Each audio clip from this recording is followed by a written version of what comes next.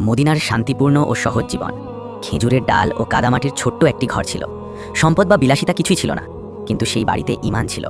হযরত আলী রাদিয়াল্লাহু তাআলা আনহু সারাদিন কাজ করতেন। কখনো কূপ থেকে পানি আনতেন, কখনো কাঁধে খেজুর বহন করতেন, আবার কখনো শ্রমিকের কাজ করতেন। আর বাড়িতে হযরত ফাতেমা রাদিয়াল্লাহু আনহা পাত্রে গমের রুটি বানাতেন। তার হাত ঘামে ভিজে যেত, কিন্তু তিনি কখনো অসুস্থ হননি। একদিন তাদের দুই ছেলে হযরত হাসান এবং হযরত হুসাইন রাদিয়াল্লাহু আনহু অসুস্থ হয়ে পড়েন। তারা তাদের সন্তানদের অসুস্থতার জন্য দুঃখিত ছিলেন। তারা প্রার্থনা করেছিলেন, যদি আল্লাহ আমাদের সন্তানদের সুস্থতা দান করেন তাহলে আমরা 3 দিন রোজা রাখব। আল্লাহ তাদের প্রার্থনা কবুল করেছেন। প্রথম দিন তাদের কাছে কেবল সামান্য খাবার ছিল, আর সেই সময় একজন ভিক্ষুক দরজায় এসে বলল, আমি দরিদ্র, আমাকে কিছু খেতে দাও। তারা আল্লাহর নামে নিজেদের খাবার দরিদ্র লোকটিকে দিয়ে দিল। তারা কেবল পানি খেয়ে রোজা রাখল। দ্বিতীয় দিন তারা এক এতিমকে সব খাবার দিয়ে দিলেন।